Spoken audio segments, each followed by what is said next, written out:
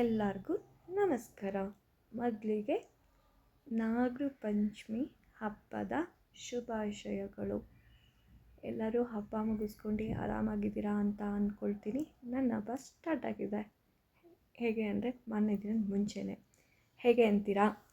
ಯಾಕಂದರೆ ಮಾರನೇ ದಿನದ ಮುಂಚೆನೇ ನಮ್ಮ ಮನೇಲಿ ತರಕಾರಿ ಎಲ್ಲ ತೊಗೊಂಬಂದು ಇಟ್ಕೋಬೇಕು, ಫ್ರೆಶ್ ಆಗಿ ಸುಲಿದು ಇಟ್ಕೋಬೇಕು, ಹೆಚ್ಚಿಟ್ಕೋಬೇಕು. ಯಾಕಂದರೆ ಬೆಳಗ್ಗೆ 7 ಗಂಟೆ 8 ಗಂಟೆ ಒಳಗೆ ಹಾಲು ಇಡಬೇಕು. ಹಾಗಾಗಿ ನೈಟೇ ಎಲ್ಲ ಮುಗಿಸ್ಕೋಬೇಕಾಗತ್ತೆ. ಹಾಗಾಗಿ ನನ್ನ ಚಿಕ್ಕ ಪ್ರಯತ್ನ 8 ಗಂಟೆ ಒಳಗೆ ಹಾಲಾಗಿ ಮುಗಿಸೋಕ್ಕೋಸ್ಕರ ನನ್ನ ಚಿಕ್ಕ ಪ್ರಯತ್ನ ಇದು.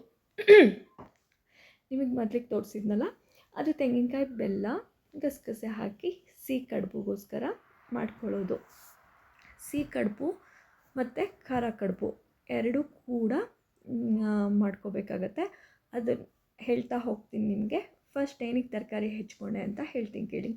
ಯಾಕಂದರೆ ಬೆಳಗ್ಗೆ ಗೊಜ್ಜು ಕೂಡ ಬೇಕು, ತರಕಾರಿ ಗೊಜ್ಜು. ಬೆಳಗ್ಗೆ ಹೆಚ್ಕೊಂಡು ಕೂತ್ಕೊಂಡ್ರೆ ಲೇಟ್ ಆಗೋಗುತ್ತೆ. ಅದಕ್ಕೆ ರಾತ್ರಿನೇ ಸ್ವಲ್ಪ ಆದಷ್ಟು ಯಾವ್ಯಾವ ಕೆಲಸ ಮಾಡಿಟ್ಕೊಂಡ್ರೆ ಆಗುತ್ತೆ ಫ್ರಿಜ್ಜಲ್ಲಿ ಇಡೋ ಥರ, ಆ ಥರ ಕೆಲಸ ರಾತ್ರಿನೇ ಮಾಡಿಟ್ಕೊಂಡೆ. ಯಾಕಂದರೆ ನಾಗರ ಪಂಚಮಿ ಯಾಕೆ ವಿಶೇಷ ಅಂತ ಹೇಳ್ತೀರಾ?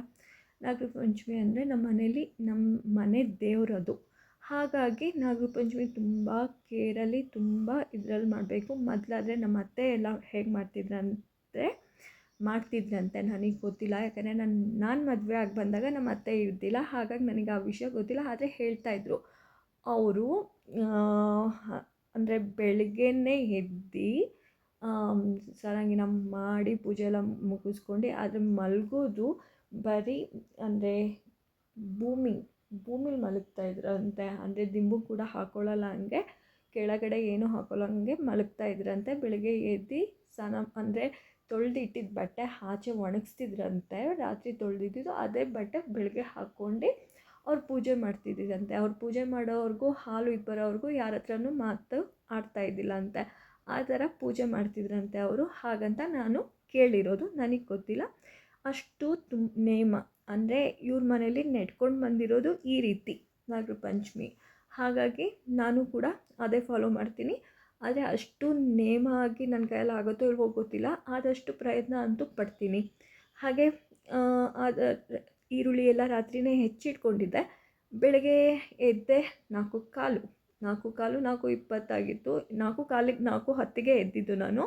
ಎದ್ದು ಆಚೆ ಬಂದು ಬಾಗಿಲೆಲ್ಲ ತೊಳೆದು ಪೂಜೆ ಮಾಡಿಲ್ಲ, ಬಾಗಿಲು ತೊಳೆದು ರಂಗೋಲಿ ಹಾಕಿ ಕುಂಕುಮ ಇಟ್ಟು ಹೋದೆ ಒಳಗೆ ಹೋಗಿ ಆಮೇಲೆ ಸ್ನಾನ ಮುಗಿಸ್ಕೊಂಡು ಪೂಜೆ ಮಾಡೋದು ಮುಂಚೆ ಅಡುಗೆ ಮಾಡ್ಕೋಬೇಕು ನಮ್ಮ ಮನೇಲಿ. ಯಾಕಂದರೆ ನಾವು ದೇವ್ರ ಮುಂದೆ ಇಟ್ಟು ಪೂಜೆ ಮಾಡ್ತೀವಿ, ಅದನ್ನೆಲ್ಲ ನಾವು ತೊಗೊಂಡು ಹೋಗಬೇಕು. ನಾಗರು ಕಲ್ಲಿರುತ್ತಲ್ಲ, ಆ ದೇವ್ರ ಮುಂದೆ ನಾವು ಮನೆಯಿಂದ ಅಡುಗೆ ಮಾಡ್ಕೊಂಡೋಗಿ ದೇವರಿಗೆ ಇಟ್ಬಿಟ್ಟು ಬರ್ತೀವಿ.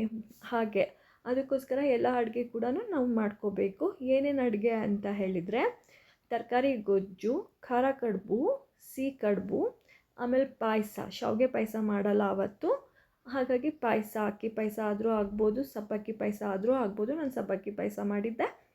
ಆಮೇಲೆ ಒಂದು ಸ್ವಲ್ಪ ಬಿಳಿ ಅನ್ನ, ವೈಟ್ ರೈಸು, ಅದು ಕೂಡ ಮಾಡ್ಕೋಬೇಕು. ನಾನು ಎದ್ದಿದ ತಕ್ಷಣ ಮೊದಲಿಗೆ ಸ್ವಲ್ಪ ಪಾಯಸ ಮಾಡಿಕೊಂಡೆ, ಆಮೇಲೆ ಅನ್ನ ಮಾಡಿಕೊಂಡೆ, ಆಮೇಲೆ ಗೊಜ್ಜು ಅನ್ನ ಎಲ್ಲ ಆಗಿದ್ಮೇಲೆ ಖಾರ ಕಡುಬು ರೆಡಿ ಮಾಡ್ಕೊಳಕ್ಕೆ ಹೋದೆ. ಯಾಕಂದರೆ ನಿಮಗೆ ಗೊತ್ತಿರುತ್ತೆ, ಎಳ್ಳಿಂದ ಮಾಡ್ತಾರಲ್ಲ, ಎಳ್ಳು ಮತ್ತು ಬೆಲ್ಲ ಹಾಕಿ ಕುಟ್ಬಿಟ್ಟು ಮಾಡ್ತಾರಲ್ಲ ಅದು, ಮತ್ತು ಅಕ್ಕಿ ಮತ್ತು ಬೆಲ್ಲ ಕುಟ್ಟು ಮಾಡ್ತಾರಲ್ಲ ಅದು, ಆಮೇಲೆ ಕಡಲೆಬೇಳೆಗೆ ಸ್ವಲ್ಪ ತೆಂಗಿನಕಾಯಿ ಹಾಕಿ ಅದೆಲ್ಲ ಹಸಿ ದೇವರಿಗೆ ಅದೆಲ್ಲ ತುಂಬ ಇಷ್ಟ ಅಂತ ಹೇಳಿ ಅದೆಲ್ಲ ಮಾಡ್ಕೋಬೇಕು. ಅದು ಚಿಕ್ಕ ಕೆಲಸ, ತುಂಬ ದೊಡ್ಡ ಕೆಲಸ ಅನಿಸುತ್ತೆ ನನಗೆ. ಯಾಕಂದರೆ ಇಷ್ಟಿಷ್ಟೇ ಮಾಡ್ಕೋಬೇಕು. ಅದು ಮಿಕ್ಸಿಲಿ ಸರಿಯಾಗಿ ಗ್ರೈಂಡ್ ಆಗೋಲ್ಲ, ಕುಟ್ಟಿ ಮಾಡ್ಕೋಬೇಕು. ನಾನು ಕುಟ್ಟಿ ಚಚ್ಚಿ ಮಾಡಿದ್ದು, ಅದೇ ನಾನು ವೀಡಿಯೋ ಮಾಡ್ಕೊಳಕ್ಕೆ ಹೋಗಿಲ್ಲ. ಇದು ಖಾರ ಕಡುಬುಗೆ ಫಸ್ಟ್ ಏನು ಮಾಡಬೇಕು ಅಂದರೆ, ಅಕ್ಕಿನ ಕುದಿಯೋ ಬಿಸಿನೀರಿಗೆ ಹಾಕಿ ಮುದ್ದೆ ತುರ್ತಾರಲ್ಲ ಹಾಗೆ ಸ್ವಲ್ಪ ಮಾಡ್ಕೋಬೇಕು. ಮಾಡಿ ಹದದಿಂದ ಹಿಟ್ಟು ಕಲಸಿದ್ರೆ ನೀಟಾಗಿ ಬರುತ್ತೆ. ಆದರೆ ಖಾರ ಕಡುಬು ನೀಟಾಗಿ ಬಂತು, ಸಿಹಿ ಕಡುಬು ಮಾತ್ರ ಸ್ವಲ್ಪ ಹೊಡೆದೋಯ್ತು. ಯಾಕೆ ಅಂತ ಗೊತ್ತಿಲ್ಲ. ಯಾಕೆ ಅಂದರೆ ನನಗೆ ಗೊತ್ತಾಗಿದ್ದು, ಅದು ತುಂಬ ತೆಳ್ಳ ಮಾಡಿದ್ದೆ ನಾನು. ಒಂದು ಸ್ವಲ್ಪ ದಪ್ಪ ಇಟ್ಕೋಬೇಕಿತ್ತು ಸಿಹಿ ಕಡುಬುಗೆ. ಯಾಕಂದರೆ ಅದು ಗಟ್ಟಿ ಆದಾಗ ಸಿಹಿ ಕಡುಬುದು ಏನಾಗುತ್ತೆ, ಹೂರಣ ಗಟ್ಟಿ ಆಗಿಬಿಟ್ಟಿರುತ್ತೆ ತುಂಬ. ಅದು ಬೆಂದಾಗ ಮತ್ತೆ ಮೆತ್ತಗಾಗುತ್ತೆ, ಆದರೆ ಅದಕ್ಕಿಂತ ಮುಂಚೆ ತುಂಬ ಗಟ್ಟಿ ಆಗಿಬಿಟ್ಟಿರುತ್ತೆ. ಹಾಗಾಗಿ ಸರಿ ಹೋಗಿಲ್ವೇನೋ, ಆದರೆ ಸ್ವಲ್ಪ ಮಿಸ್ಟೇಕ್ ಆಯಿತು. ಆದರೂ ಏನು ಮಾಡೋದು, ಬೆಳಗ್ಗೆ ಪೂಜೆ ಬೇರೆ ಅಲ್ವಾ, ಬೇಗ ನನ್ನ ಮಗಳು ಕಾಲೇಜಿಗೆ ಬೇರೆ ಹೋಗಬೇಕಿತ್ತು. ಹಾಗಾಗಿ ನನ್ನ ಹತ್ರ ಟೈಮ್ ಇದ್ದಿಲ್ಲ. ಹಾಗಾಗಿ ಬೇಗನೆ ಮಾಡ್ಕೊಳ್ತಾ ಇದ್ದೆ. ಇದು ಇಡ್ಲಿ ತಪ್ಪಲಿಲಿ ಕಡುಬು, ಇಡ್ಲಿ ಬೇಯಿಸೋ ಥರನೇ ಕಡುಬು ಕೂಡ ಬೇಯಿಸ್ಕೋಬೇಕು. ಆವಾಗ ನನ್ನ ಮಗಳು ಎದ್ದು ಬಂದು ಅವಳು ನನಗೆ ಹೆಲ್ಪ್ ಮಾಡಿಕೊಟ್ಲು. ಅವಳು ಪೂಜೆ ಮಾಡೋಕ್ಕೆ ರೆಡಿ ಮಾಡಿಕೊಡ್ಲು. ಯಾಕಂದರೆ ರಾತ್ರಿಯೇ ಹೂ ತೊಗೊಂಬರೋಣ ಅಂತ ಹೋದಾಗ ಹೂ ಒಣಗಿದ್ದಿತ್ತಲ್ಲ, ಬೇಡ ಫ್ರೆಶ್ ತರೋಣ ಅಂತ ಸುಮ್ಮನಾದ್ವಿ. ಆದರೆ 6 ಗಂಟೆ 5:15ಗೆ ಹೂ ಸಿಗೋಲ್ಲ, ಲೇಟ್ ಆಗುತ್ತೆ ಮತ್ತೆ ಅಂತ ಹೇಳಿಬಿಟ್ಟು ಮನೇಲಿ ತುಂಬ ಹೂ ಬಿಟ್ಟಿತ್ತು. ಅದೇ ಹೂವಲ್ಲಿ ನನ್ನ ಮಗಳು ಹೂವೆಲ್ಲ ಹಾಕಿ ಅವರಪ್ಪ ಪೂಜೆ ಮಾಡೋಕ್ಕೆ ಎಲ್ಲ ರೆಡಿ ಮಾಡಿ ಕೊಟ್ಟಿದ್ಲು. ಅಂದರೆ ನಾವು ಮೊದಲು ಮನೇಲಿರೋ ನಾಗಕ್ಕೆ ಹಾಲು ಹಾಕ್ತೀವಿ, ಆಮೇಲೆ ಹಳ್ಳಿಕಟ್ಟೆ ಹತ್ರ ಹೋಗಿ ಅಲ್ಲೂ ಕೂಡ ಹಾಲು ಹಾಕಿ ಬರ್ತೀವಿ. ಅಂದರೆ ಅಲ್ಲಿ ಹೋದಾಗ ನಾವು ತುಂಬ ನೀಟಾಗಿ ಪೂಜೆ ಮಾಡಬೇಕು ಲೆಕ್ಕಾಚಾರದಲ್ಲಿ. ನಾಗರಕಟ್ಟೆ ಎಲ್ಲ ತೊಳೆದು ನೀಟಾಗಿ ಜೋಡಿಸಿ ಎಲ್ಲ ಬರಬೇಕು. ಆದರೆ ಇವತ್ತು ಇದ್ದಿದ್ದ ರಶ್ಶಿಗೆ ಅಂದರೆ ಅಲ್ಲಿ ಕಾಲಿಡೋಕ್ಕೂ ಆಗ್ತಿದ್ದಿಲ್ಲ, ಬೆಳಗ್ಗೆನೇ ಇತ್ತು. ಹಾಗಾಗಿ ಅದೇನೂ ಮಾಡೋಕ್ಕಾಗಿಲ್ಲ ನಮಗೆ. ಬರೀ ಅವ್ರು ಪೂಜೆ ಮಾಡಿದ ಜಾಗದಲ್ಲೇ ಹೂವು ಮತ್ತು ಪೂಜೆ ಅದಕ್ಕೇ ಮತ್ತು ಹೂವು ಹಣ್ಣು ಎಲ್ಲ ಇಟ್ಟು, ಹೂವು ಹಾಕಿ ಕುಂಕುಮ ಹಾಗೆ ಹಾಕಿ ಆಮೇಲೆ ಪೂಜೆ ಮಾಡಿ ಬಂದ್ವಿ.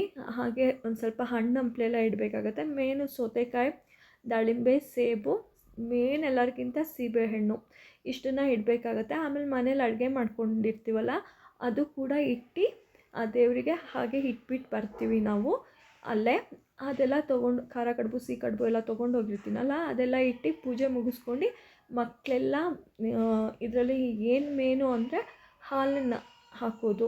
ಅದು ನಾನು ಹಾಲು ನೀಟಾಗಿ ದೇವರಿಗೆಲ್ಲ ಹಾಕಿ ಬರ್ತೀವಿ. ಹಾಗಾಗಿ ಎಲ್ಲರೂ ಹಾಲು ಹಾಕಿ ಬಂದ್ವಿ. ಮನೇಲಿ ಎಲ್ಲ ಮಕ್ಕಳು, ಮೇನು ಮಕ್ಕಳು ಎಲ್ಲ ಹಾಲು ಹಾಕಬೇಕು. ಹಾಗಾಗಿ ಮಕ್ಳ ಕೈಲಿ ಮೊದಲು ಹಾಕಿಸಿ ಬಂದ್ವಿ ಮನೆಗೆ. ಬಂದಿದ್ದ ತಕ್ಷಣ ಪ್ರಸಾದ ತೊಗೋಬೇಕಲ್ಲ, ಹಾಗೆ ಪ್ರಸಾದ ತಿಂದ್ಕೊಂಡು ಆರಾಮಾಗಿ ಕೂತಿದ್ವಿ.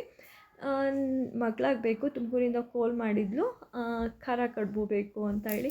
ಸರಿ ಅಷ್ಟೇ ಅಲ್ವಾ ಅಂತ ಹೇಳಿ ಬಾಕ್ಸಿಗೆ ಖಾರ ಕಡುಬು ಇರೋದು ತುಮಕೂರಲ್ಲಿ.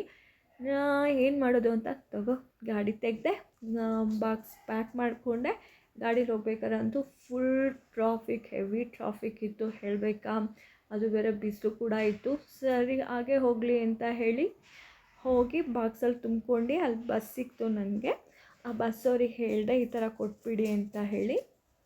ಸರಿ ಅಂತ ಹೇಳಿದರು. ನಂಬರ್ ಇಸ್ಕೊಂಡು ಬಂದು ಅವ್ರಿಗೆ ಕೊಟ್ಟು ಬಂದೆ. ಇವತ್ತಿನ ಕೆಲಸ ಇಷ್ಟಾಯಿತು. ನಮ್ಮನೇಲಿ ಹಬ್ಬನೂ ಆಯಿತು, ಕೊಟ್ಟು ಬಂದಿದ್ದು ಆಯಿತು, ಒಬ್ರಿಗೆ ಪ್ರಸಾದ ಸಿಗ್ದಂಗೂ ಆಯಿತು, ಒಳ್ಳೆಯದು ಆಯಿತು. ಹಾಗೆ ನನ್ನ ಕೆಲಸನೂ ಇವತ್ತಿಗೆ ಮುಗೀತು. ಅದರಲ್ಲಿ ಮಗಳು ಬೇರೆ ಬಂದು ಚುಡಾಯಿಸ್ಕೊಂಡು ನಿಂತಿರ್ತಾಳೆ. ಇದು ಏನು ಮಾಡೋಕ್ಕಾಗಲ್ಲ, ವಾಯ್ಸ್ ಹಾಕಿಬಿಟ್ಟೆ, ಪರವಾಗಿಲ್ಲ. ಆಮೇಲೆ ಇಷ್ಟೇ.